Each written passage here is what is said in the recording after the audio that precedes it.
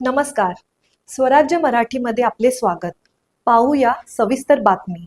8,19,70,000 रुपये एवढ्या किमतीच्या विकास कामांना शासन मान्यता प्रदान करण्यात येत आहे. सदर कामासाठी कार्यरत यंत्रणा सार्वजनिक बांधकाम विभाग जिल्हा बीड राहील ही ऑर्डर. याला म्हणतात काम. मी म्हणतो ना कामाचा माणूस हे ह्याच्या करता. त्याच्यामुळं जिल्हाधिकारी याच्या ताबडतोब चांगले कॉन्ट्रॅक्टर नेमत. कॉन्ट्रॅक्टर इथं फार हुशार आहे, डोकंच चालत नाही.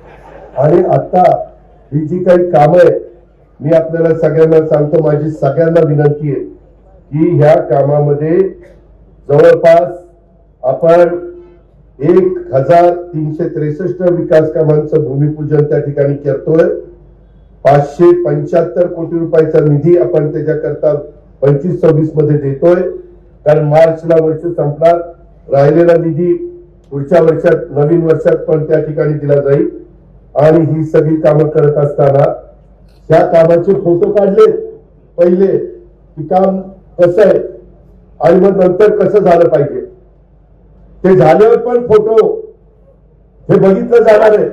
कॉन्ट्रॅक्टरांना सगळ्यांना अधिकाऱ्यांना मला सांगायचंय, जर काम न काढता कोणी गडबड करण्याचा प्रयत्न केला तर त्याला सोडणार नाही. चक्की पिसिंग हे अजिबात सोडणार नाही.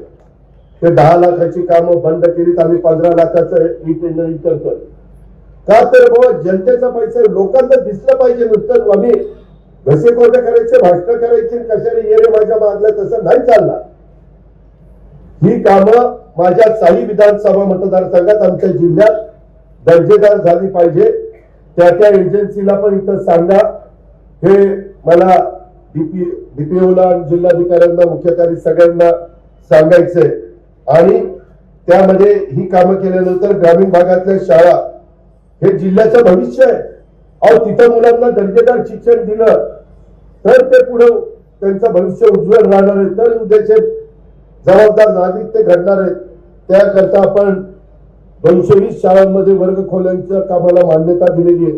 आणि पुढील 3 वर्षात आमचं टार्गेट आहे, सगळ्या आमदारांनी पण त्याला सपोर्ट केलेला आहे की खासदार आमदारांनी की टप्प्याटप्प्याने स्वच्छतागृह आणि शाळा दुरुस्तीची कामं त्याच्यात करणार.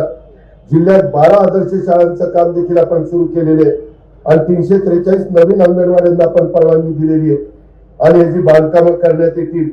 मागासवर्गीय वस्त्यांच्या मध्ये सुविधा उपलब्ध करून देण्याच्या करता त्या विभागातर्फे आपण 43 कोटी 40 लाख रुपये कामाची अंमलबजावणी त्याच्यात समाविष्ट केलेला आहे. त्याचबरोबर आपण पहिल्यांदाच बीड जिल्ह्याच्या इतिहासामध्ये हे सगळे 15 लाखाची कामं करतोय. ही पण गुणवत्ता राखली गेली पाहिजे, दर्जा उत्तम राहिला पाहिजे.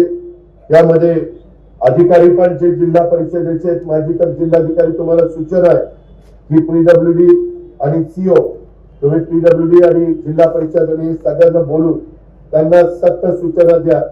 आणि जर कोणी काही गडबड करत असेल तर ते सांगा, आपण समजावून त्यांना सांगू. नाही ऐकलं तर मग पुढची कारवाई नाईलाज असताना त्या ठिकाणी केली जाईल.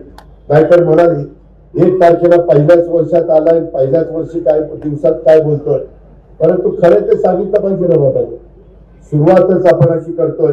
त्याच्यामध्ये आमचे मुख्य कार्यकारी अधिकारी असतील आणि त्यांची सगळी टीम असेल, त्यांचंही मी कौतुक करतो, अभिनंदन करतो. मित्रांनो, माझा स्वभाव असा आहे, जे चांगलं काम करतील त्याच्या पाठीवर शाबासकीची थाप टाकली पाहिजे, कौतुक केलं पाहिजे.